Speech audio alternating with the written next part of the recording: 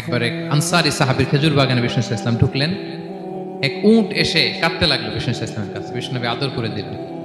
কানে কানে কি জন্য বললো? বিষ্ণু ইসলাম সাহাবাদের বললেন, তোমরা জানো সে কি বলেছে? সে বলেছে যে তার মনিব তাকে দিয়ে কাজ করায় অনেক, কিন্তু খাবার দেয় না। বিষ্ণু ইসলামকে সে চিনতে পেরেছে। বিষ্ণু ইসলামের কাছে এসে অভিযোগ দিয়েছে। এবং তিনি যখন নবী হবেন ভাব 6 মাস আগ দিয়ে, নবী হওয়ার আগে দিয়ে কিছু কিছু ঘটনা ঘটতো। তো বিষ্ণু ইসলাম বললেন, আমি প্রায় যখন মক্কার উপত্যকার পাশ দিয়ে যেতাম, বিভিন্ন পাথরের মধ্যে থেকে আমি আওয়াজ শুনতাম, আসসালামু আলাইকা ইয়া রাসূলুল্লাহ। মদিনায় অবস্থানরত অবস্থায় বিষ্ণু ইসলাম বলেছেন যে এখন যদি আবার মক্কায় যেতে পারতাম, তোমাদেরকে এই পাথরটা দেখাতে পারতাম। আমি পাহাড়ের পাশ দিয়ে যখন যেতাম, পাথর থেকে আওয়াজ আসতো, আসসালামু আলাইকা ইয়া রাসূলুল্লাহ। তার মানে পাথর নবীকে চিনতো কি চিনতো না? বলেন বলেন। তাহলে প্রাণী চিনেছে নবীকে, পাথর চিনেছে, গাছ নবীকে চিনত। মসজিদে নববীতে খেজুরের গাছ দিয়ে পিলার করা হতো। বিষ্ণু ইসলাম একটা খেজুর গাছের খেজুর গাছের পিলারের মধ্যে হেলান দিয়ে তিনি খুতবা দিতেন। বিষ্ণুনবীর বড় কষ্ট হতো। এক সাহাবী বলেন, ইয়া রাসূলুল্লাহ, আমার একজন কাঠ মিস্ত্রি পরিচিত আছে, আপনি বললে আপনাকে একটা মিম্বার বানাই দিব। কি বানাই দিব? মিম্বার চিনেন তো না? কি করে জুমার খুতবা দেয় না বসে? তো সাহাবী বলে, ইয়া রাসূলুল্লাহ, আমার এক কাঠ মিস্ত্রি আছে, আমি একটা মিম্বার বানাই দিব আপনাকে, আরাম হবে, বসে বসে খুতবা দেবেন। বিষ্ণু ইসলাম বলেন, ঠিক আছে, নিয়ে আসো। কিছুদিন পরে ওটা নিয়ে আসা হলো। ফলে লোকেশন চেঞ্জ হলো। আগে একটা মরা খেজুর গাছের পিলারের মধ্যে হেলান দিয়ে কথা বলতেন, এবার ওই যে মিম্বার সেট করা হয়েছে ওই পাশে, ওখানে বসে বসে এখন তিনি নাসিহাত করেন। একদিন আলোচনা করার সময় হঠাৎ সাহাবারা কান্নার আওয়াজ শুনতে পেল। কিসের আওয়াজ? সহিহ বুখারীর বর্ণনা। কান্নার আওয়াজ শুনতে পেলেন, তাও 10 মাস গর্ভধারিণী উটের কান্নার আওয়াজ। সাহাবারা ভয় পেয়ে গেলেন, কই কোনো উঠ তো না, এটা তো মসজিদের ভিতরে কান্নার আওয়াজ। বিষ্ণু ইসলাম বুঝতে পারলেন। তিনি মিম্বার থেকে নেমে যে ওই যে আগে যেই মরা খেজুর গাছের পিলারের মধ্যে হেলান দিয়ে ওয়াজ করতেন, ওই পিলারটারে আদর করতে আরম্ভ করলেন। বিষ্ণু ইসলাম হাত দিয়ে যখন আদর করলেন, ফাসাকানা, তার কান্না বন্ধ হয়ে গেল। তখন বিষ্ণু ইসলাম বললেন যে তোমরা বুঝতে পারোনি এটা কিসের আওয়াজ? এটা হচ্ছে ওই মরা খেজুর গাছের আওয়াজ। আমার বিরহে, আমাকে যে পায় না, তার গায়ে আমার পিঠ মোবারক লাগিয়ে আমি ওয়াজ করতাম, আমার বিরহে মরা খেজুর গাছ থেকে কান্নার শব্দ এসেছে। আজ ওই জায়গাটা চিহ্নিত করা আছে। এটাকে বলে মসজিদে নববীতে আল উস্তুয়ানাতুল হান্নান। হান্নান মানে কাঁদে এমন পিলার। সুবহানাল্লাহ বিহামদিহি। তাহলে পাথর বিষ্ণু ইসলামকে সালাম দিয়েছে, প্রাণী বিষ্ণু ইসলামের সাথে কথা বলেছে, মরা গাছ, খেজুরের গাছ বিষ্ণুনবীর বিরহে কেঁদেছে। সুবহানাল্লাহ বিহামদিহি। বিষ্ণু ইসলামের ইউনিক ফিচার। বিষ্ণু ইসলাম, আমরা যেমনি মাঝে মাঝে আমাদের লাইফে আপস এন্ড ডাউনস থাকে, ওনার জীবনেও ছিল। একটা সময় ছিল বিষ্ণু ইসলামের এমন এসেছে যে ওনাকে ঘরে শেল্টার দিতেন ওনার স্ত্রী খাদিজাতুল কুবরা তাহেরা রাদিয়াল্লাহু তাআলা আনহা। মেন্টালি সাপোর্ট দিতেন, ফিনান্সিয়ালি সাপোর্ট দিতেন। উনি মারা গেলেন। পলিটিক্যাল সাপোর্ট দিতেন চাচা আবু তালেব, উনিও মারা গেলেন। কই যাবেন না? নেইবারিং সিটি তায়েফে গেলেন দাওয়াত নিয়ে, সেখানেও নির্মম অত্যাচারের শিকার হলেন, প্রত্যাখ্যাত হলেন। ওনার হৃদয়টা ভেঙে খান কষ্টে বেদনায় জর্জরিত হয়ে বিষ্ণু ইসলামের মন বড্ড খারাপ। বিষ্ণু ইসলামের এই ভঙ্গুর মনকে ভালো করে দেবার জন্য, সারপ্রাইজ দেবার জন্য আল্লাহ তাআলা আসমানি মিটিং এর জন্য বিষ্ণু ইসলামকে স্পেশালি ইনভিটেশন পাঠিয়েছেন। কোন নবীকে আল্লাহ এটা পাঠান নাই। কোন নবীকে আল্লাহ তাআলা ঊর্ধ্ব জগতের স্পেশাল ডিভাইন ঐশী মিটিং এর জন্য কোনো ইনভিটেশন পাঠান নাই, বিষ্ণু ইসলামকে পাঠিয়েছেন। সুবহানাল্লাহ পড়ে। মেরাজের ঘটনা আমরা জানি না? আল্লাহ তাআলা সূরাতুল ইসরাতে বলেন, সুবহানাল্লাযী আসরা বিআবদিহি লাইলাম মিনাল মাসজিদিল হারামি ইলাল মাসজিদিল আকসা। মসজিদুল হারাম থেকে আল্লাহ তাআলা বিষ্ণু ইসলামকে মসজিদুল আকসাতে নিয়ে গিয়েছেন। এই ইসরা মেরাজ 2 পার্ট। প্রথমে এটা শুরু হয়েছে মক্কা থেকে, মসজিদুল হারাম থেকে মসজিদুল আকসা পর্যন্ত। মসজিদুল আকসায় উনি একটা স্টেশন দিয়েছেন, তারপর ওখান থেকে ঊর্ধ্ব জগতের কাহিনী শুরু হয়েছে। আল্লাহ তাআলার স্পেশাল কিছু নিদর্শন দেখানোর জন্য, বিষ্ণু ইসলামকে সান্ত্বনা দেবার জন্য, ওনার মন ভালো করে দেওয়ার জন্য আসমানি ইনভিটেশন পাঠিয়েছেন। আল্লাহু আকবার। কোন নবীকে আল্লাহ তাআলা এই মর্তবা দেন নাই, বিষ্ণু ইসলামকে দিয়েছেন। ইউনিক ফিচার, কেউ পাননি এটা। এবং এই যে বললাম, তিনি মক্কা থেকে প্যালেস্টাইনে একটা স্টেশন দিয়েছেন, মসজিদুল আকসায় স্টেশন দিয়েছিলেন। তো তিনি বললেন, আমি যখন মসজিদুল আকসায় ঢুকলাম, দেখি সব নবীরা আমার জন্য অপেক্ষা করতেছে। সকল নবীরা, আমার আগে যত নবীরা এসেছিল সব নবীরা অপেক্ষা করতেছে। ফাহানাতিস সালাহ, নামাজের ওয়াক্ত হলো, আমামতুহুম, এই সব নবীদেরকে নিয়ে আমি নামাজের ইমামতি করেছি। সব নবীদেরকে নিয়ে বিষ্ণু ইসা ইসলাম মসজিদুল আকসা ইমামতি করেছেন। এই সুযোগ আর অন্য কোন নবী পেয়েছে কি? আওয়াজ করে বলেন, পেয়েছে? ইউনিক ফিচার বিষ্ণু ইসা ইসলামের। মেরাজে গিয়েছেন, ইউনিক ফিচার। সবাইকে নিয়ে ইমামতি করেছেন, ইউনিক ফিচার। বিষ্ণু ইসা ইসলামের আরেকটা ইউনিক ফিচার হচ্ছে উনি ঘুমালে ওনার অজু ভাঙতো না। অজু অবস্থায় ঘুমাইলে আবার যদি নামাজ পড়তে চাই পড়া যাবে, কি করতে হবে? অজু করতে হবে। কিন্তু বিষ্ণু ইসা ইসলাম ঘুমালে অজু ভাঙতো না। বিষ্ণু ইসা ইসলাম বলতেন, ইন্না আইনাইয়া তানামান ওয়ালা ইয়ানামু কলবি, আমার চোখ ঘুমায় কিন্তু আমার অন্তর ঘুমায় না। সর্বাবস্থায়, জাগ্রত অবস্থায়, ঘুমন্ত অবস্থায় বিষ্ণু ইসা ইসলামের হৃদয় আল্লাহর জিকিরে ব্যস্ত থাকতো। ইবনে আব্বাস রাদিয়াল্লাহু তাআলা আনহু তিনি বর্ণনা করেন, তিনি বলেন, আমি একবার আমার খালার বাড়িতে রাতে ঘুমাতে গিয়েছিলাম। ছোট মানুষ তখন ইবনে আব্বাস। রাসূল সাল্লাল্লাহু আলাইহি ওয়াসাল্লাম ওনার খালু, আবার রাসূল সাল্লাল্লাহু আলাইহি ওয়াসাল্লাম কাজিন, চাচাতো ভাই, অনেক সম্পর্ক, বয়সে ছোট। বলেন যে রাতে আমার খালা মাইমুনা, রাসূল সাল্লাল্লাহু আলাইহি ওয়াসাল্লামের একজন স্ত্রী, আমাদের আম্মা জান মাইমুনা বিনতুল হারিসের বাড়িতে আমি ঘুমাতে গেলাম। আমি ফলো করতাম নবী কি করতেন। তো দেখলাম মাঝরাতে তিনি উঠলেন, উঠে তাহাজ্জুদের নামাজ পড়লেন। কি বললেন? তাহাজ্জুদ পড়লেন। পরে বিষ্ণু ইসলাম একটু ঘুমালেন। এমন ঘুম, হাত্তা সামি'তু গতীতা, ঘুমালে গভীর ঘুমের কারণে শ্বাস প্রশ্বাসের একটা মৃদু শব্দ হয় না বাতাসের? দেখেন কত চমৎকার পর্যবেক্ষণ করতেন তিনি। ইবনে আব্বাস বলেন, হাত্তা সামি'তু গতীতা সাউতি, তার ঘুমের কারণে শ্বাস প্রশ্বাসের যে আওয়াজ, শ্বাস আসতেছে বের হচ্ছে, এটাও আমি কানে শুনতে পেলাম। মানে ভারী ঘুম। তার মানে কি? ভারী ঘুম। তারপর দেখলাম বেলাল ফজরের আজান দিল। বিষ্ণু ইসলাম ঘুম থেকে উঠে আবার নতুন করে অজু না করে যে ফজরের নামাজ পড়লেন। কেন? কারণ উনি আমাদের মতো ঘুমালে অজু ভাঙতো না। Uniqueness, unique feature of prophet Muhammad সাল্লাল্লাহু আলাইহি ওয়াসাল্লাম, উনি ঘুমালে অজু ভাঙতো না।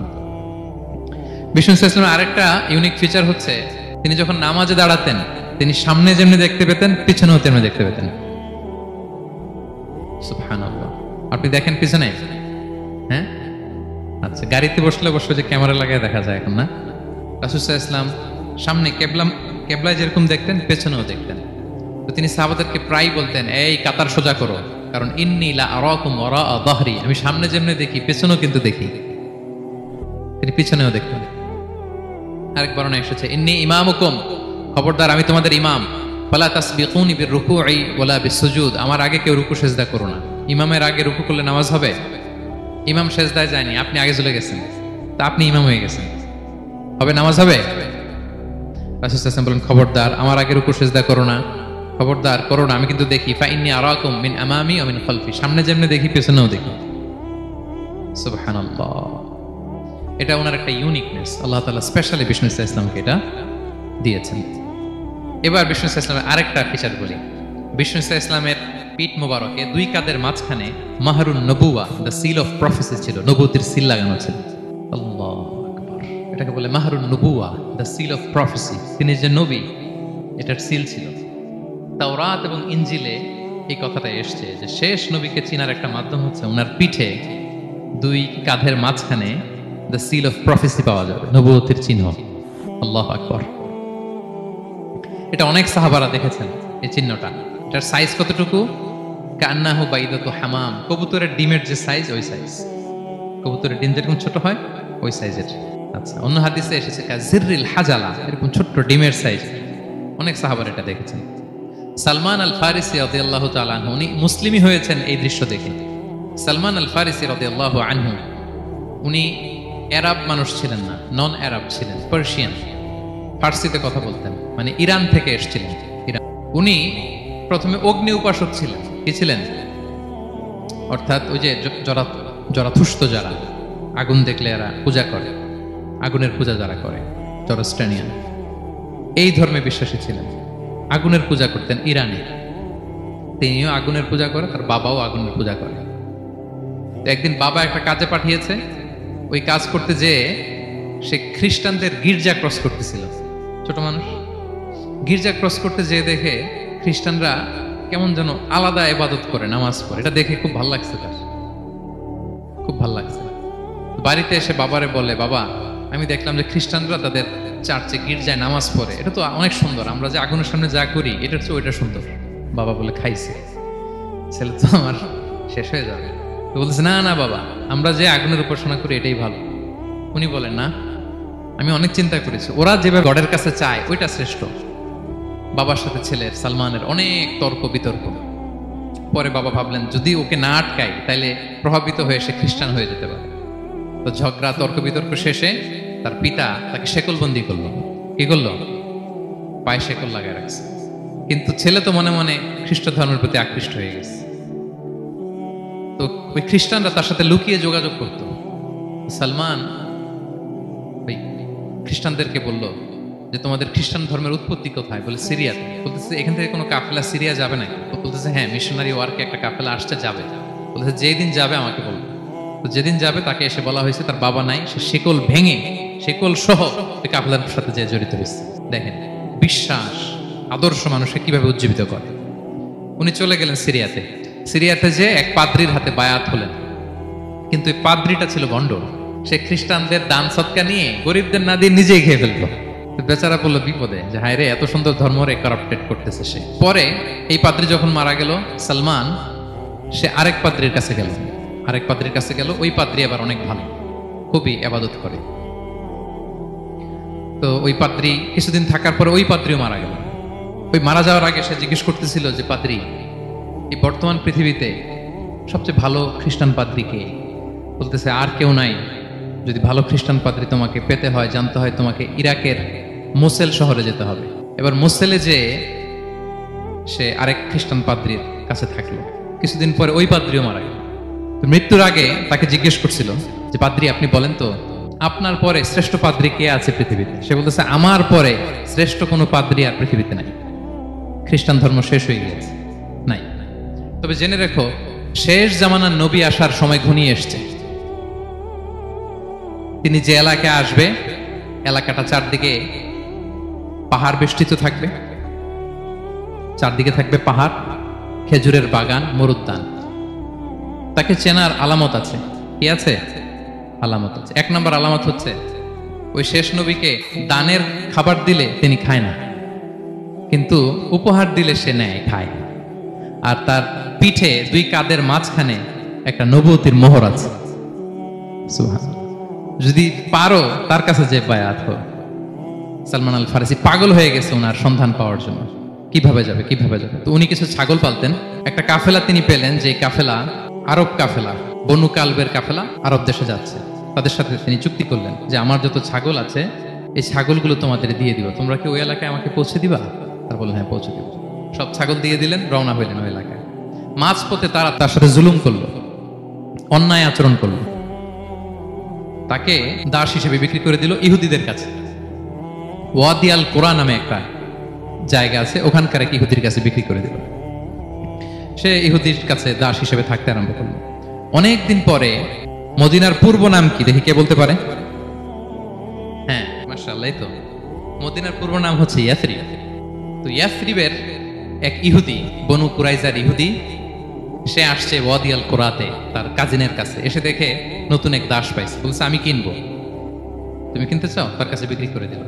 তখন ইয়াসরিবের ওই ইহুদি বনু কুরাইজার সালমান আল ফারিসিকে নিয়ে ইয়াসরিবে চলে গেল। সুবহানাল্লাহ। মদিনার আগের নাম কি? বিষ্ণু ইসলাম মক্কা থেকে হিজরত করে কিছুদিন পরে কই যাবেন? সত্যের অনুসন্ধানে যদি আপনি হন, সত্য আপনি পাবেনই, সত্যের কাছে আপনি পৌঁছাবেন, এতে কোনো সন্দেহ নেই। দেখেন, বিষ্ণু ইসলাম ওই এলাকায় আসবেন, আসার আগে আল্লাহ তাআলা সালমানকে নিয়ে ওখানে পৌঁছায় দিচ্ছে। তিনি ওখানে থাকলেন, দীর্ঘদিন থাকলেন, খেজুর বাগানে তিনি কাজ করেন আর অপেক্ষা করেন যে কবে বিষ্ণু ইসলাম আসবেন। একদিন তিনি খেজুর গাছের উপরে কাজ করতেছেন, হঠাৎ ইহুদিরা বলা বলি করতেছে আজকে ওই মক্কা থেকে কোন এক লোক নাকি আসছে কোবাপল্লীতে, সবাই বলে সে নাকি নবী, সবাই বলে সে নাকি। এই কথা শুনে উনি খুশিতে ওই খেজুর গাছ থেকে ধপাস করে নিচে পড়ছে। নিচে পড়ে মালিককে বলতেছে কে আসছে, কে আসছে। এই কথা শুনে মালিক রেগে মেগে তাকে মারতে আরম্ভ করলো, যে তোমার জেনে কি লাভ, যাও এখান থেকে। তার মানে সুবহানাল্লাহ, সালমান আল ফারিসি তিনি জেনে গেলেন যে বিষ্ণু ইসলামের আগমন ঘটেছে।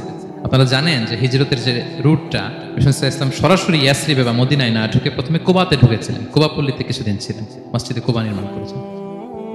তো তিনি তো সত্যের সন্ধানী হয়ে পাগল, আল্লাহর কাছে সবসময় দোয়া করতেন, আল্লাহ সেই আখির জামানার নবীর সন্ধান যেন আমি পাই।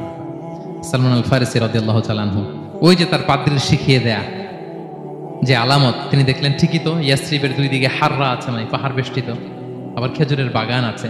এবার তিনটা যে আলামত দিয়েছিল, ওই আলামত চেক করার জন্য কিছু খেজুর নিয়ে কুবায় চলে গেলেন। কুবায় যেয়ে দেখেন বিষ্ণু ইসলাম সাহাবাদের নিয়ে বসা। তো তিনি বিষ্ণু ইসলামের সাথে পরিচিত হয়ে বললেন, এই যে কিছু সাদাকার খেজুর আমি আপনার জন্য এনেছি, নেন। বিষ্ণু ইসলাম বললেন, ওই যে ওদেরকে দাও, ওই যে গরিব সাহাবারা, ওদেরকে দাও। বিষ্ণু ইসলাম খেলেন না। সে মনে মনে বলতেছে, এই তো একটা পেয়ে গেছে, একটা পেয়ে গেছে। উনি কিন্তু খায় নাই, ধরেও নাই, বলতেছে যে ওদেরকে দাও। দিল, সাহাবারা খেল। এরপর বিষ্ণু ইসলাম কুবা থেকে মদিনায় চলে গেলেন। তখনও মদিনার নাম হয়নি, ইয়াসরিবে গেলেন। এবার কিছুদিন পরে আরো কিছু খেজুর নিয়ে সালমান রাদিয়াল্লাহু তাআলা আনহু বিষ্ণু ইসলামের কাছে গেলেন। এবার যে বললেন, কিছু খেজুর আমি উপহার হিসেবে আপনার জন্য এনেছি, আপনি কি গ্রহণ করবেন? বিষ্ণু ইসলাম বললেন, অবশ্যই গ্রহণ করব। বলেই তিনি একটা নিয়ে খেতে শুরু করলেন, খেলেন এবং বিতরণ করলেন। এবার তো সালমান মহা খুশি, এই তো পেয়ে গেছি দুইটা সাদাকার খেজুর, বলেছি ধরেও নাই, খায় নাই। যখনই বললাম উপহার খেয়েছে। এবার বাকি রইল কয়টা? সেটা কি? নবুয়তের সিলমোহর, দ্য সিল অফ প্রফেসি। এটা তো দেখা এত সহজ না। যদি এদিকে থাকে, জামা পরে থাকলে দেখা যাবে? তো এটার জন্য প্রায় যায়, কিন্তু ব্যাটে বলে হয় না। ট্রাই করে কিন্তু দেখা যায় না। একদিন তিনি গেলেন এবং এটার জন্য তো পিছে পিছে থাকতে হবে, কি বলেন? কথা নেই বার্তা নেই, হুট করে পিছু পিছু ঘোরা যায় নাকি কারো? একদিন একটা উপলক্ষ তৈরি হলো। সেটা কি?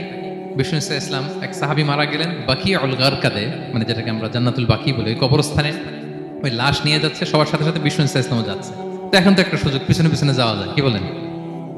এইবার সালমান এসে পিছু ছাড়ে না, নবীজির পিছনে পিছনে যায়, কিন্তু স্বাভাবিক যাওয়া না। একটা আছে সিম্পলি হাঁটা, এরকম না, একবার এদিকে যায়, একবার ওদিকে যায়, একবার এদিকে যায়। আর কোনো সাহাবারা মনে মনে ভাবে, ঘটনা কি, এরকম করে কেন লোকটা? কিন্তু বিষ্ণু ইসলাম তো জানেন কেন এরকম করতেছে, ঠিক কিনা বলেন? বিষ্ণু ইসলাম সেদিন দুইটা চাদর পরেছিলেন, একটা নিচে আর একটা উপরে। নিচে লুঙ্গি আর একটা চাদরটা দিয়ে গা ঢেকেছিলেন। বিষ্ণু ইসলাম ইচ্ছে করে পিঠের চাদরটা একটু নিচের দিকে নামালেন, যাতে করে সে যেটা খুঁজতেছে ওটা দেখে ফেলে। বিষ্ণু ইসলাম চাদরটাকে একটু করে নিচে নামালেন।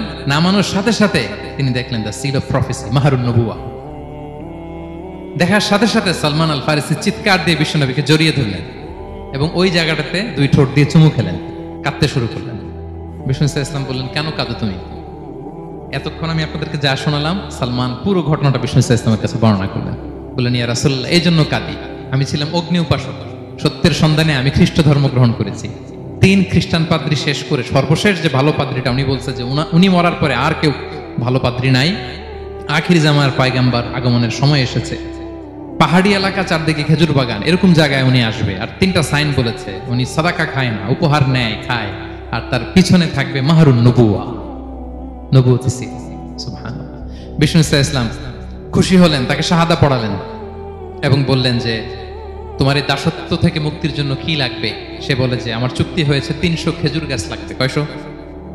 বিষ্ণু ইসলাম বললেন, কে আছো তোমাদের ভাইকে সাহায্য করবা? কেউ 20টা, কেউ 30টা, কেউ 40টা। সব সাহাবারা ডোনেট করে 300 খেজুর দিয়ে দিলেন, খেজুরের গাছ হয়ে গেল। আর 40 গ্রাম স্বর্ণ, এটাও দিতে হবে। তো কোন এক যুদ্ধে বিষ্ণু ইসলাম একটা ছোট্ট স্বর্ণের টুকরে পেয়েছিলেন, বললেন, যাও এটা নিয়ে ওজন দাও, ওজন দিলে দেখবা হয়ে গেছে।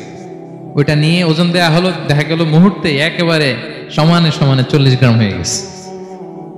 সালমান আল ফারিসি রাদিয়াল্লাহু তাআলা, তারপর থেকে মৃত্যুর আগ পর্যন্ত বিষ্ণু ইসলামের সাথে ছিলেন, সবগুলো যুদ্ধে অংশগ্রহণ করেছেন। এবং 5ম হিজরিতে ওই যে পরীক্ষা খননের কথা আমরা জানি না, দ্য ব্যাটল অফ ট্রেঞ্চ, এই বুদ্ধিটা আসছিল সালমান রাদিয়াল্লাহু তাআলার মাথা থেকে। এটা হচ্ছে ওনার ব্রেন চাইল্ড। কারণ আরব দেশে এরকম পরীক্ষা খনন করার ট্রেডিশনই ছিল না। উনি তো আরব দেশের না, আসছে পারস্য থেকে। ওনার এই বুদ্ধি পরামর্শ নিয়ে বিষ্ণু ইসলাম 5ম হিজরিতে পুরো মদিনার চারদিকে খনন করে এই পরীক্ষা করেছিলেন। সুবহানাল্লাহ পড়েন। তাহলে প্রিয় সুধী, মাহরুন নবুয়া বিষ্ণু ইসলামের একটা ইউনিকনেস, অন্য কোনো নবীর ছিল না। বিষ্ণু ইসলামের ছিল কাজিরিল হাজালা, কবুতরের ডিমের মতো পিঠের মধ্যে। বিষ্ণু ইসলাম ইন্তেকালের আগে ওনাকে অপশন দেয়া হয়েছে, নবী আপনি চাইলে থেকে যেতে পারেন আজীবন, আর চাইলে আমার কাছেও চলে আসতে পারেন। You have option. বিষ্ণু ইসলাম তার রবের সাথে সাক্ষাৎকে চুজ করেছেন এবং ইন্তেকালের আগে তিনি পড়েছিলেন, আল্লাহুম্মা গফিরলি ওয়ারহামনি ওয়ালহিকনি বির রফিকিল আ'লা। আল্লাহ আপনি আমাকে ক্ষমা করুন, আল্লাহ আপনি আমার প্রতি রহম করুন, আল্লাহ আমি আপনার সান্নিধ্যে যেতে চাই, পৃথিবীতে থাকতে চাই না। সুবহানাল্লাহ। অপশন দেয়া হয়েছে। আপনারা অপশন দেয়া হবে? হ্যাঁ, চাইলে আজীবন থাকেন। আমরা অপশন পেলে তো বলতাম আল্লাহ যা হয়েছে এখানেই থাকতে চাই। কি বলেন? বিষ্ণু ইসলাম বলেছেন ইলা রফিকিল আ'লা, হে আল্লাহ আমি আপনার সান্নিধ্যে যেতে চাই। বিষ্ণু ইসলাম ইন্তেকাল করলেন এবং উম্মার জন্য এটা সবচেয়ে বড় ফিতনা এবং পরীক্ষা ছিল। এর চেয়ে বড় কষ্টদায়ক বিষয় ছিল না উম্মার জন্য বিষ্ণু ইসলামের ইন্তেকাল। তিনি যখন ইন্তেকাল করলেন সাহাবারা পাগলের মতো হয়ে গেল। ওমরে ফারুক উনি বিশ্বাসই করে না, মানে আমার নবী মরতে পারে এটা উনি ভাবতেই পারেন না। উনি নাঙ্গা তলোয়ার বের করে বলতে আরম্ভ করলেন, যে বলবে মোহাম্মদ মারা গিয়েছে আমি তার গর্দান উড়িয়ে ফেলব। পরিস্থিতি অত্যন্ত ভয়ঙ্কর। আবু বকর রাদিয়াল্লাহু তাআলা আনহু তিনি আয়াত তেলাওয়াত করলেন, ওমা মুহাম্মাদুন ইল্লা রাসূল ক্বাদ খালাত মিন ক্বাবলিহির রুসুল। মুহাম্মদ রাসূল ছাড়া কিছু নন, তার আগে অনেক রাসূল এভাবে চলে গেছে। তিনি যদি মারা যায় বা শহীদ হয় তোমরা কি আবার আগের কুফরিতে ফিরে যাবে? এই আয়াত যখন তেলাওয়াত করলেন ওমর ফারুক হাঁটু গেড়ে বসলেন। তিনি বললেন, এই আয়াত তো আমি আগেও জানতাম, অনেক তেলাওয়াত করেছি, কিন্তু আমার মনে হলো এই মাত্র আয়াতটা নতুন করে শুনলাম, এই মাত্রই বোধহয় কোরআনের এই আয়াতটা নাজিল হয়েছে। সাকিফায়ে বনু সাঈদার মধ্যে সবাই বসে আবু বকর রাদিয়াল্লাহু তাআলা আনহুকে খলিফা হিসেবে নির্বাচিত করা হলো। বিষ্ণু ইসলামের ইন্তেকাল শেষ, গোসল দেয়া শেষ। আমরা যেমনি মারা গেলে আমাদের জামা খুলে অন্য একটা জামা পরিয়ে গোসল দেয়া হয়, বিষ্ণু ইসলামের ক্ষেত্রে এটা হয়নি। ওনার গায়ের জামা খোলা হয়নি, যেই জামাটা ছিল ওই জামাটার উপরই গোসল দেয়া হয়েছে, ওনার ইউনিকনেস। এবং বিষ্ণু ইসলামের জানাজার নামাজে কেউ ইমামতি করেনি। কে হবেন ইমাম? উনিই তো ইমাম, গোটা বিশ্বের ইমাম, ঠিক কিনা বলেন? কে হবে ওনার জানাজার ইমাম? কেউ না। সাহাবারা ডিসাইড করলেন কেউ ইমামতি করবে না। 5-7 জন করে দরজা দিয়ে, এই দরজা দিয়ে ঢুকে নিজেরা জানাজার নামাজ পড়ে ওদিক দিয়ে বের হয়ে যাচ্ছে। এইভাবে পুরা উম্মাহ সব সাহাবারা নিজেরা জানাজার নামাজ পড়েছে। এবং নবীদের বৈশিষ্ট্য হচ্ছে নবীরা যেখানে মারা যায় ওখানেই কবর দিতে হয়, জানেন এটা? বিষ্ণু ইসলাম মারা গিয়েছিলেন আম্মাজান আয়েশা রাদিয়াল্লাহু তাআলার ঘরে, ফলে ওখানেই বিষ্ণু ইসলামের কবর হয়েছে, ওখানেই কবর। এবং ওই কবর দেওয়ার পরেই, ওই কবর দেওয়া ঘরের ভিতরে আম্মাজান আয়েশা রাদিয়াল্লাহু তাআলা যতদিন বেঁচে ছিলেন ওখানেই ছিলেন, কবরের পাশে। এরপরে বাবা মারা গেলেন আবু বকর, বিষ্ণু ইসলামের পাশে কবর দেয়া হলো, বাবা আর স্বামীর পাশেই থাকলেন। এরপর ওমরে ফারুক মারা গেলেন, ওনারও কবর দেয়া হলো। কিন্তু এখন তো আর বাবা আর স্বামীর সাথে পর্দা নাই, ওমরে ফারুকের সাথে তো পর্দা আছে। তো তখন তিনি ঘরটা হয়ে গেছে ছোট, 3টা কবরে অনেক জায়গা স্পেস নিয়ে গেছে, এখন অল্প একটু জায়গা পর্দা টাঙাই দিলেন ওমরে ফারুকের সাথে পর্দা হিসেবে, ছোট্ট একটা জায়গায় যতদিন বেঁচে ছিলেন ওখানটাতেই ছিলেন। ওমরে ফারুক যখন আমিরুল মুমিনিন খলিফা, তখন ছেলে আব্দুল্লাহকে পাঠিয়েছিলেন যে যাও একটা অনুমতি আগে থেকে নিয়ে রাখো আম্মাজান আয়েশার কাছ থেকে, যেহেতু ঘরটা ওনাকে বলে রাখো যে আমি মারা গেলে যেন আমার 2 বন্ধু মুহাম্মদ সাল্লাল্লাহু আলাইহি ওয়াসাল্লাম এবং আবু বকরের পাশে যেন কবর দেয়া হয়। আব্দুল্লাহ এসে বলল, আব্বা জান তো এই পয়গাম পাঠিয়েছেন। আয়েশা রাদিয়াল্লাহু তাআলা বললেন, আমার খুব ইচ্ছা ছিল আমি আমার স্বামী এবং বাবার পাশে শোবো, কিন্তু আমিরুল মুমিনিন যখন চেয়েছেন এটাকে আমি ফিরিয়ে দিতে পারি না। ঠিক আছে যাও, তোমার আব্বাকে বলো তোমার আব্বাই শোবেন ওই জায়গায়। আচ্ছা, তো ওমরে ফারুক আপনারা জানেন অ্যাসাসিনেশনে ইন্তেকাল করেছেন, আত্মাইর আঘাতে ছুরিকাঘাত করা হয়েছে, কয়েকবার স্টেবিং। এত জখম হয়েছে দুধ দিলে ওই জায়গা দিয়ে দুধ বের হয়ে যায় না, বীজ পানি দিলে বের হয়ে যায়।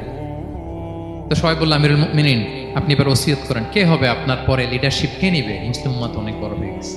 তখন তিনি ওসিয়ত করলেন এবং ছেলেকে আব্দুল্লাহকে আবার বললেন যে আব্দুল্লাহ আবার যাও, যে আম্মাজানের থেকে অনুমতি নাও। অনুমতি না নিলাম আর অনেক আগে, উনি তো বলছে আপনি মারা গেলে ওখানেই শোবেন, বলতেছে না তখন আমি আমিরুল মুমিনিন ছিলাম, এখন তো কিছুক্ষণ পরেই মারা যাবে, এমন হতে পারে আমার ভয়ে বা লজ্জায় তখন অনুমতি দিছে, এখন আর দিবেন, আবার যাও। আবার গেল, আয়েশা রাদিয়াল্লাহু তাআলা আনহা বললেন না এখন আমি আগের কথার উপরে আছি, তোমার আব্বাই সেখানে শোবে। সুবহানাল্লাহ। ওমরে ফারুক ওখানে শুলেন, তখন তিনি পর্দা আরম্ভ করলেন আম্মাজান আয়েশা। তাহলে রাসূল সাল্লাল্লাহু আলাইহি ওয়াসাল্লামের কবরটা হচ্ছে আম্মাজান আয়েশা রাদিয়াল্লাহু তাআলা আনহার ঘরের ভেতরেই। আপনারা মসজিদে নববী যারা ভিজিট করেছেন তারা জানেন যে আপনারা যখন কিবলামুখী হয়ে নামাজ পড়েন বাম দিকে বিষ্ণু সাল্লাল্লাহু আলাইহি ওয়াসাল্লামের কবর, সেখানে রাসূল সাল্লাল্লাহু আলাইহি ওয়াসাল্লামের পাশে আবু বকর এবং ওমরে ফারুক রাদিয়াল্লাহু তাআলা আনহুমা শুয়ে আছেন। রাসূল সাল্লাল্লাহু আলাইহি ওয়াসাল্লামের কবর থেকে মিম্বার পর্যন্ত এই পুরো জায়গাটা রাউদাতুম মিন রিয়াদিল জান্নাহ, দুনিয়ার বুকে জান্নাতের একটা টুকরা। এবং আম্মাজান আয়েশা বলতেন যে আমাকে আল্লাহ এমন কিছু দিয়েছেন যেটা অন্য নারীকে দেননি। কি কি? 1 নাম্বার, আমি হচ্ছে একমাত্র বিষ্ণু সাল্লাল্লাহু আলাইহি ওয়াসাল্লামের কুমারী স্ত্রী। আয়েশা রাদিয়াল্লাহু তাআলা আনহা ছাড়া আর যত স্ত্রী ছিলেন সবাই ছিলেন বিধবা, তিনি একমাত্র কুমারী স্ত্রী। তিনি এবং রাসূল সাল্লাল্লাহু আলাইহি ওয়াসাল্লাম যখন শীতের রাতে একই কম্বলের নিচে রাত্রি যাপন করতেন তখনও কোরআনের আয়াত নাজিল হতো। আম্মাজান আয়েশা বলেন আমার চরিত্রের উপর কালিমা লেপন করতে চেয়েছিল মদিনার মুনাফিকেরা, আমার পবিত্রতা বর্ণনা করে সূরা আহজাবে আল্লাহ তাআলা কোরআনের আয়াত নাজিল করেছেন। আমার ঘরের মধ্যে বিষ্ণু ইসা ইসলামের কবর এবং আমার কোলে মাথা রেখে বিষ্ণু ইসা ইসলাম শেষ নিঃশ্বাস ত্যাগ করেছেন। অন্য কোন নারীকে, কোন স্ত্রীকে আল্লাহ তাআলা এই সৌভাগ্য দেন নাই। আল্লাহু আকবার। তার বিষ্ণু ইসা ইসলামের একটা ইউনিকনেস হচ্ছে, কেউ ওনার জানাজার নামাজের ইমামতি করেন নাই, কেউ করেননি, আলাদা আলাদা ভাবে লোকজন নামাজ পড়েছে। উনি ওনার কবরে এখনো জীবিত অবস্থায় আছেন, হায়াতুন নবী। তবে আমরা এখন যেরকম জীবিত এরকম নয়, বারজাকি জগতের জীবিত। তিনি ইন্তেকাল করেছেন, মৃত্যুবরণ করেছেন নিঃসন্দেহে, তিনি বারজাকি জগতে চলে গিয়েছেন, কিন্তু সেই জগতে তিনি জীবিত। আমরা যখন নবী সাল্লাল্লাহু আলাইহি ওয়াসাল্লামকে সালাম দেই, দরুদ পাঠ করি, বিষ্ণু সাল্লাল্লাহু আলাইহি ওয়াসাল্লাম কবর থেকে ওই সালামের উত্তর দেন। আল্লাহ তাআলা ওনার রূহটাকে ফিরিয়ে দেন, উত্তর দেন। সাহাবারা বললেন, ইয়া রাসূলুল্লাহ, কিভাবে আপনি উত্তর দেন? আপনার দেহ মাটি খেয়ে ফেলবে না? রাসূল সাল্লাল্লাহু আলাইহি ওয়াসাল্লাম বললেন, ইন্নাল্লাহা তাবারাকা ওয়া তাআলা হারামা আলাল আরদি আজসাদাল আম্বিয়া। আল্লাহ তাআলা নবীদের দেহকে নষ্ট করা মাটির জন্য হারাম করে দিয়েছেন। কোনো মাটি কোনো নবীর দেহকে টাচ করতে পারে না, নষ্ট করতে পারে না। নবীরা কবরে জীবিত, সেখানে সালাত আদায় করে, তাদেরকে স্পেশাল রিজিক দেওয়া হয়। এটাকেই বলা হয় হায়াতুন নবী, তিনি বারজাকি জগতে জীবিত। এবার কিয়ামতে বিষ্ণু সাল্লাল্লাহু আলাইহি ওয়াসাল্লামের কি ফিচার থাকবে একটু কিয়ামতটা শুনে শেষ করি। বিষ্ণু সাল্লাল্লাহু আলাইহি ওয়াসাল্লাম বলেন, আনা আউয়ালু মান ইয়ানশাক্কু আনহুল কবর। কিয়ামতের দিন ময়দানে মাহশারে, হাশরের ময়দানে সর্বপ্রথম আমি কবর ফুঁড়ে উপরে উঠে দাঁড়াবো। কে উঠে দাঁড়াবে? বিষ্ণু সাল্লাল্লাহু আলাইহি ওয়াসাল্লাম সর্বপ্রথম কবর ফুঁড়ে উনি উঠে দাঁড়াবেন। এবং হাশরের ময়দানে উনি কোথায় দাঁড়াবেন? ওনার জন্য একটা স্পেশাল জায়গা থাকবে, জায়গাটার নাম হচ্ছে মাকামে মাহমুদ। জায়গাটার নাম কি? মাকামে মাহমুদ। ওইখানে বিষ্ণু সাল্লাল্লাহু আলাইহি ওয়াসাল্লাম মাকামে মাহমুদে দাঁড়াবেন। আল্লাহ তাআলা বলেন, ওয়ামিনাল লাইলি ফাতাহাজ্জাদ বিহি নাফিলাতাল লাক আসা আইয়াবআসাকা রাব্বুকা মাকামাম মাহমুদা। ওখানে বিষ্ণু সাল্লাল্লাহু আলাইহি ওয়াসাল্লাম দাঁড়াবেন। এবং বিষ্ণু সাল্লাল্লাহু আলাইহি ওয়াসাল্লাম বলেন, আজান শোনার পরে কেউ যদি এই দোয়াটা পড়ে, আল্লাহুম্মা রাব্বা হাযিহি দাওয়াতিত তাম্মা ওয়াস সালাতিল কাইমা আতি মুহাম্মাদানিল ওয়াসিলাতা ওয়াল ফাদিলা ওয়া বা'আথহু মাকামাম মাহমুদা আল্লাযী ওয়া'আদতা। এই দোয়াটা যে পড়ে আজান শোনার পরে, বিষ্ণু সাল্লাল্লাহু আলাইহি ওয়াসাল্লাম বলেন, হাল্লাত লাহু শাফাআতি ইয়াউমাল কিয়ামা। কিয়ামতের দিন তার জন্য সুপারিশ করা আমি নবীর জন্য ওয়াজিব হয়ে যায়। যারা পড়েন না পড়বেন, মাকামে মাহমুদে তিনি সেজদায় লুটিয়ে থাকবেন এবং সেদিন তিনি সুপারিশ করবেন। সাহিবুশ শাফাআ, তিনি সুপারিশ করবেন। অন্য কোন নবী সুপারিশের সাহস করবে, স্পর্ধাও দেখা। আদম আলাইহিস সালাম, নূহ আলাইহিস সালাম, ইব্রাহিম আলাইহিস সালাম সবাই একজন আরেকজনকে রেফার করে, একজন আরেকজনকে রেফার করে, আমি পারবো না, উনি উনি উনি উনি বলতে বলতে বিষ্ণু ইসা ইসলামের কাছে যাবে। মানুষগুলো হয়রান হয়ে যাবে, ক্লান্ত শ্রান্ত ঘর্মাক্ত পিপাসার্ত মানুষগুলো। 50,000 বছর হবে সেই দিনটা, কিয়ামতের দিন। মানুষগুলো পেরেশান, যেই নবীর কাছে যায় বলে পারবো না, উনি উনি শেষ পর্যন্ত এটা যে বিষ্ণু ইসা ইসলামের কাছে ঠেকবে। বিষ্ণু ইসা ইসলাম কোথায় থাকবেন যেন? জায়গাটার নাম মাকামে মাহমুদে সেজদা অবস্থায় থাকবেন। সেজদা অবস্থা থাকে। সব নবীরা বলবে নাফসি নাফসি, আল্লাহ তুমি আমারে বাঁচাও, আল্লাহ আমারে বাঁচাও, আল্লাহ আমারে বাঁচাও। কিন্তু বিষ্ণু ইসা ইসলাম সেই মাকামে মাহমুদের সেজদায় লুটিয়ে কাঁদতে থাকবেন আর বলবেন, উম্মতি উম্মতি উম্মতি, হে আল্লাহ আমার গুনাহগার উম্মতকে বাঁচাও, আল্লাহ আমার গুনাহগার উম্মতকে তুমি বাঁচাও। কাঁদতে থাকবেন বিষ্ণু ইসা ইসলাম ওই জায়গায়। তখন আল্লাহ তাআলা বলবেন, ইয়া মুহাম্মদ ইরফা রাসাক, হে মুহাম্মদ মাথা তোলো। কুল তুসমা, আজকে তুমি যা বলবে তাই শোনা হবে। সাল তু'তা, যা চাবে তাই দেয়া হবে। ওয়াশফা তুশাফা, যার জন্য সুপারিশ করা হবে, যার জন্য সুপারিশ তুমি করবে তার জন্যই সুপারিশ কবুল করা হবে। বিষ্ণু ইসা ইসলাম তখন সুপারিশ করবেন, শুরু করবেন স্টার্টিং। তো বিষ্ণু ইসা ইসলামের সুপারিশ আমরা চাই কি চাই না বলেন? আল্লাহ তাআলা আমাদেরকে বিষ্ণু ইসা ইসলামের সুপারিশ লাভে ধন্য করুক, আমরা পড়ি আমিন। বিষ্ণু ইসা ইসলাম স্টার্ট করবেন সুপারিশ করা এবং হাউজে কাউসারের পানি বিতরণ শুরু করবেন। হাউজে কাউসারের নাম শুনেছেন? ইন্না আ'তাইনা কাল কাউসার, হে নবী আমি আপনাকে কাউসার দিয়েছি। কাউসারের একটা ব্যাখ্যা হচ্ছে প্রভূত কল্যাণ, আর একটা ব্যাখ্যা হচ্ছে এই কিয়ামতের দিন হাউজে কাউসার দেওয়া হবে বিষ্ণু ইসা ইসলামকে। এটা কত বড়? বিষ্ণু ইসা ইসলাম বলেন, হাউদি মাসিরাতু শাহর, 1 মাসের দূরত্ব। এত বড় চৌবাচ্চা হবে হাউজে কাউসারের চৌবাচ্চাটা। বিষ্ণু ইসা ইসলাম বলেন, এই মাথা থেকে ওই মাথায় পৌঁছতে 1 মাস লাগবে। কয় মাস? তার মানে সাইজে খুবই ছোট, তাই না? ছোট? আওয়াজ করে বলুন, ছোট না বড়? বিশাল বিশাল বিশাল। হাউজে কাউসারের পানিটা কেমন হবে? মা উহু আবিয়াদু মিনাল লাবান, দুধের চেয়েও সাদা, মধুর চেয়েও মিষ্টি, বরফের চেয়েও ঠান্ডা, আতিয়াবু মিনাল মিসকি, মিসকের চেয়েও সুগন্ধ সম্পন্ন। কিজানুহু কানুজুমিস সামা, আকাশের তারা যত বেশি, হাউজে কাউসারের যে পান পেয়ালা থাকবে আশেপাশে পেয়ালাগুলোর সংখ্যা আকাশের তারার চাইতেও বেশি। বিষ্ণু ইসলাম হাউজে কাউসারের পানি বিতরণ করবেন, সবাই বিশ্বাসী উম্মতেরা সেটা পান করবে, আর একবার যে পান করবে চিরকালের জন্য গলা থেকে তৃষ্ণা মিটে যাবে। সুবহানাল্লাহ। একদল এসে বলবে, ইয়া রাসূলুল্লাহ আমাদেরকে দেন, আমাদেরকে দেন। তখন ফেরেশতারা বলবে, ইয়া রাসূলুল্লাহ এদেরকে দিবেন না, কারণ ফাইন্নাকা লা তাদরি মা আহদাসু বা'দাক, আপনি জানেন না তারা আপনার পরে আপনার দিনকে বিকৃত করেছে। কি করেছে? আপনি যে দিন ইসলাম রেখে গিয়েছেন ওইটা পালন না করে নিজের মন মতো অনেক কিছু ঢুকাইছে, লাফালাফি নাচানাচ, এরকম আছে না নাই? মন মতো বানাই নিছে। হে নবী, আপনার পরে মন মতো তারা ইসলাম পালন করেছে, বিকৃত করেছে, আপনি তাদেরকে দিবেন না। নবী ইসলাম দিতে যাবেন, যখন এটা শুনবেন বলবেন সুহকান সুহকান লিমান গায়্যারা বা'দি, দূর হও, দূর হও, যারা আমার পরে আমার রেখে যাও দিন ইসলামকে বিকৃত করেছো, তাদের জন্য হাউজে কাউসারের পানি নয়, দূর হও।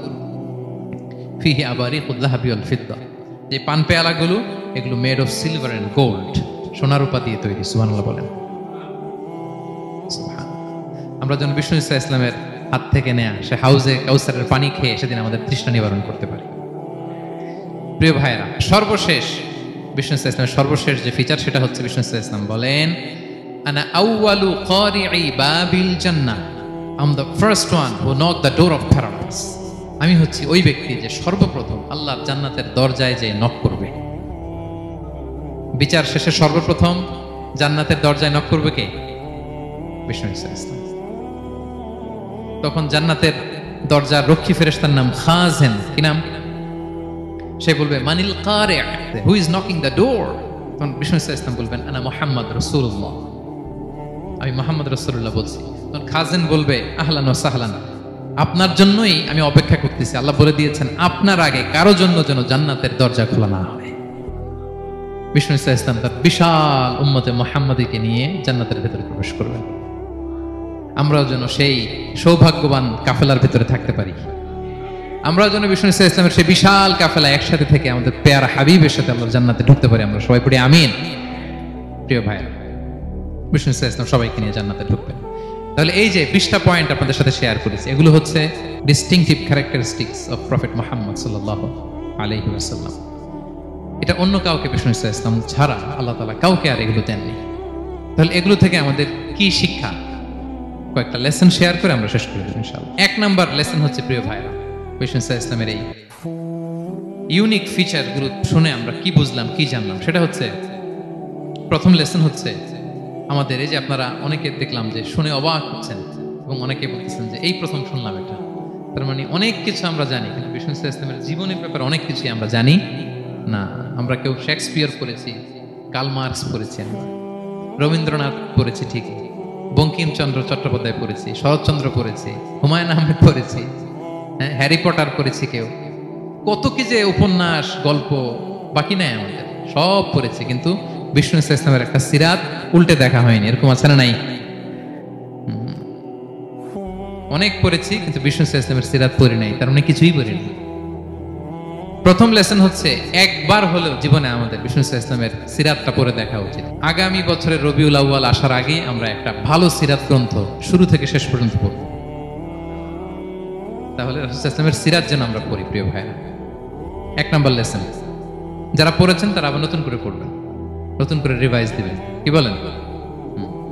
2 নাম্বার লেসন হচ্ছে কেন আমরা পড়ব? রাসূল ইসলামের জীবনী পড়ার মধ্য দিয়ে প্রিয় নবীজির প্রতি আমাদের ভালোবাসা বৃদ্ধি পায়। এই যে আজকে এটা শুনে আপনাদের প্রিয় নবী ইসলামের প্রতি আকর্ষণ, ভালোবাসা বৃদ্ধি পেয়েছে না? বলেন, পেয়েছে। সিরাত যখন আপনি পড়বেন আপনি অবাক হবেন, এত চমৎকার জীবনে ছিল আমার প্রিয় নবীজির, ওনার প্রতি ভালোবাসা বৃদ্ধি পাবে। আর নবীর প্রতি ভালোবাসার দরকার আছে না নাই? বলেন, হুব্বুহু আল ঈমান, নবীর প্রতি ভালোবাসা এটা ঈমানের অংশ বা অঙ্গ না, নবীরে ভালোবাসাই হচ্ছে ঈমান। নবীর ভালোবাসাটাই কি? ঈমান। আপনার নবীর ভালোবাসা নাই তো আপনার ঈমানই নাই। বিষ্ণু বলেন লা ইউমিনু আহাদুকুম হাত্তা আকুনা আহাব্বা ইলাইহি মিন ওয়ালাদিহি ওয়া ওয়ালিদিহি ওয়ান নাসি আজমাইন। বিষ্ণু বলেন সে প্রকৃত মুমিনই হতে পারবে না যতক্ষণ না সে তার সন্তানের চেয়ে, তার পিতার চেয়ে, দুনিয়ার সবকিছুর চাইতে আমি নবীকে যদি বেশি প্রায়োরিটি না দেয়, আমি নবীকে যদি সবচেয়ে বেশি ভালো না বাসে, সে মুমিনই হতে পারবে না। তাহলে আমাদের হৃদয়ে সবচেয়ে বেশি থাকতে হবে বিশ্বনবীর ভালোবাসা, ঠিক কিনা বলেন? এই যে আমরা মুম্বাইতে ভারতের কারা কারা বিশ্বনবীর নামে কটূক্তি করেছে, হ্যাঁ, 12,000 নবী প্রেমিক মার্চ টু মুম্বাই ঘোষণা দিয়েছে, ঠিক কিনা বলেন? এটা হচ্ছে নবীর প্রতি ভালোবাসা, এটাই ঈমান। বিষ্ণু সাল্লাল্লাহু যখন এই হাদিস বললেন যে সবচাইতে যদি আমাকে কেউ ভালো না বাসে সে মুমিন নয়, ওমরে ফারুক অবাক হয়ে গেলেন। উনি কিছুক্ষণ আগে বলতেছিলেন যে ইয়া রাসূলুল্লাহ, আমি আপনাকে সবচাইতে বেশি ভালোবাসি, তবে ইল্লা নাফসি, আমার নিজের আত্মাটারে আমি এর চেয়ে বেশি ভালোবাসি, সবচেয়ে বেশি ভালোবাসি আমার আত্মাটারে, এরপরে ভালোবাসি আপনাকে। রাসূল সাল্লাল্লাহু আলাইহি ওয়াসাল্লাম বললেন লা ইয়া ওমর, তোমার ঈমান এখনো পূর্ণ হয়নি। ওমরে ফারুক অবাক হলেন, শকড। তিনি বললেন, এতে যদি আমার ঈমানই পূর্ণ না হয়, যার কারণে আমি আখিরাত চিনলাম, জান্নাত চিনলাম, আল্লাহর পরিচয় পেলাম, তিনিই তো আমার কাছে সবচেয়ে বেশি প্রিয়। মুহূর্তেই তিনি দ্ব্যর্থহীন কণ্ঠে ঘোষণা করলেন যে ইয়া রাসূলুল্লাহ, ঠিক এই মুহূর্ত থেকে দুনিয়ার সবকিছু, এমনকি আমার নিজের জানের চাইতেও, আত্মার চাইতেও আমি আপনাকে বেশি ভালোবাসি। বিশ্বনবী বললেন, সহিহ বুখারীর বর্ণনা, আল আন ইয়া ওমর, ওমর এখন কামুলা ঈমানু, এই মাত্র তোমার ঈমানটা পরিপূর্ণ হয়েছে। তাহলে আপনি যদি সিরাত পড়েন, আপনার ঈমান পূর্ণ হবে, ঈমানের পূর্ণতা প্রাপ্তি হবে। 3 নম্বর লেসন হচ্ছে সিরাত পড়লে যে লাভ। রাসূল সাল্লাল্লাহু আলাইহি ওয়াসাল্লামের জীবনে অনেক আপস এন্ড ডাউনস ছিল, বিপদ ছিল, চড়াই উতরাই পেরিয়ে তিনি শেষ পর্যন্ত গিয়েছেন। এই বিপদগুলো আপনার জীবনেও আসে, সেক্ষেত্রে আপনি কানেক্ট করতে পারবেন। যেমন আপনার জীবনে আপনি অসুস্থ হন না মাঝে মাঝে, নবীও অসুস্থ হতেন, তো আপনি জানতে পারবেন যে উনি অসুস্থ হলে কি করতেন। আপনার জীবনে যেমনি বিপদ আসে, রাসূল সাল্লাল্লাহু আলাইহি ওয়াসাল্লামের জীবনে তো বিপদ এসেছে, তাহলে বিপদগ্রস্ত হলে কি করতে হবে এটা আপনি জানতে পারবেন। যারা বিবাহিত, মাঝে মাঝে স্ত্রীর সাথে মনোমালিন্য হয় না? কথা কন না কেন? হয়। রাসূল সাল্লাল্লাহু আলাইহি ওয়াসাল্লামেরও হতো এটা, মানবীয় কারণে স্ত্রীদের সাথে মনোমালিন্য হতো। ওই পরিস্থিতিতে রাসূল সাল্লাল্লাহু আলাইহি ওয়াসাল্লাম কিভাবে ডিল করতেন? সমাধান পাবেন, সলিউশন পাবেন, সান্ত্বনা পাবেন। তাহলে জীবনের পরতে পরতে আপনি রাসূল সাল্লাল্লাহু আলাইহি ওয়াসাল্লামের সিরাত থেকে সমাধান খুঁজে পাবেন, সান্ত্বনা পাবেন যদি সিরাত পড়েন। 4 নাম্বার, সিরাত অধ্যয়নের মাধ্যমে তাকে ফলো করার অনুপ্রেরণা পাওয়া যায়। আমরা ফলো করব কাকে? মুহাম্মদ সাল্লাল্লাহু, আমরা হচ্ছে তার ফলোয়ার, মুহাম্মদ সাল্লাল্লাহু আলাইহি ওয়াসাল্লামের ফলোয়ার, ঠিক কিনা বলেন? এবং আল্লাহর ভালোবাসা যদি আমরা পেতে চাই, আল্লাহ বলেন ফাত্তাবিউনি ইউহিব্বুকুমুল্লাহ, যদি আল্লাহর ভালোবাসা চাও নবী সাল্লাল্লাহু আলাইহি ওয়াসাল্লামের অনুসরণ করো, এটা আবশ্যক, করতেই হবে। তাহলে সিরাত যদি আমরা পাঠ করি, তার বিষ্ণু সাল্লাল্লাহু আলাইহি ওয়াসাল্লামকে অনুসরণ করার প্রেরণা আমাদের মধ্যে আসবে। সবশেষ কথা হচ্ছে তার প্রতি ভালোবাসার নমুনা হিসেবে আমরা যেন তার প্রতি বেশি বেশি দুরূদ শরীফ পড়ি। আল্লাহুম্মা সাল্লি ওয়া সাল্লিম ওয়া বারিক আলাইহি সাল্লাল্লাহু আলাইহি ওয়া সাল্লাম। আল্লাহুম্মা সাল্লি আলা মুহাম্মদ ওয়া আলা আলি মুহাম্মদ কামা সাল্লাইতা আলা ইব্রাহিম ওয়া আলা আলি ইব্রাহিম ইন্নাকা হামিদুম মাজিদ। আল্লাহুম্মা বারিক আলা মুহাম্মদ ওয়া আলা আলি মুহাম্মদ কামা বারাকতা আলা ইব্রাহিম ওয়া আলা আলি ইব্রাহিম ইন্নাকা হামিদুম মাজিদ। পারেন না এগুলো আপনারা? যে যেটা পারেন বেশি বেশি দুরূদ পড়বেন। দুরূদ এটা এমন ইবাদত, এই ইবাদত আল্লাহ নিজেও করে, ফেরেশতাদেরও করতে বলে, আমাদেরও করতে বলে। ইন্নাল্লাহা ওয়া মালাইকাতাহু ইউসাল্লুনা আলান নবী, আল্লাহ এবং ফেরেশতা ওনারাও রাসূল সাল্লাল্লাহু আলাইহি ওয়াসাল্লামের উপর দুরূদ পাঠায়। হে বিশ্বাসীরা, ইয়া আইয়ুহাল্লাযীনা আমানু সাল্লু আলাইহি ওয়া সাল্লিমু তাসলিমা। আল্লাহুম্মা সাল্লি ওয়া সাল্লিম ওয়া বারিক আলাইহি। রাসূল সাল্লাল্লাহু আলাইহি ওয়াসাল্লামের উপর বেশি বেশি দুরূদ পাঠ করতে হবে। একবার যে দুরূদ পড়ে আল্লাহ বলে তার উপর আমি 10টা রহমত নাযিল করি। বিশেষ করে জুমার দিনে রাসূল সাল্লাল্লাহু আলাইহি ওয়াসাল্লামের প্রতি আমরা যেন বেশি বেশি দুরূদ পড়ি। কোন দিনে মনে থাকবে? জুমার দিনে এক সুন্নাত হচ্ছে সূরা কাহফ তেলাওয়াত করা, আর একটা সুন্নাত হচ্ছে বেশি বেশি বিষ্ণু সাল্লাল্লাহু আলাইহি ওয়াসাল্লামের উপর কি পড়া? দুরূদ পাঠ করা। মনে থাকবে তো? তাহলে প্রিয় ভাইরা, আসুন আমরা প্রতিজ্ঞা করি, আমরা বিষ্ণু সাল্লাল্লাহু আলাইহি ওয়াসাল্লামের একটা ভালো সিরাত গ্রন্থ শুরু থেকে শেষ পর্যন্ত আগামী রবিউল আউয়াল মাস আসার আগে আমরা পড়ব। জীবনের প্রতিটি ক্ষেত্রে নবী সাল্লাল্লাহু আলাইহি ওয়াসাল্লামের অনুসরণ করব। হ্যাঁ, পারা যাবে? ফ্যামিলিতে, সমাজে, রাজনৈতিক ময়দানে, সব জায়গায় বিষ্ণু সাল্লাল্লাহু আলাইহি ওয়াসাল্লামের অনুসরণের দরকার আছে না নাই? তাকেই অনুসরণ করতে হবে। মুক্তি পেতে চাইলে তাকেই অনুসরণ করতে হবে। আসুন জীবনের প্রতিটি অঙ্গনে আমরা যেন শুধু তাকেই অনুসরণ করি, কারণ তাকে অনুসরণ করার মধ্যেই রয়েছে আমাদের জীবনের আলোকস্নাত মুক্তি। আল্লাহ তাআলা আমাদের সবাইকে কথাগুলো বোঝার ও আমল করার তৌফিক দান করুন।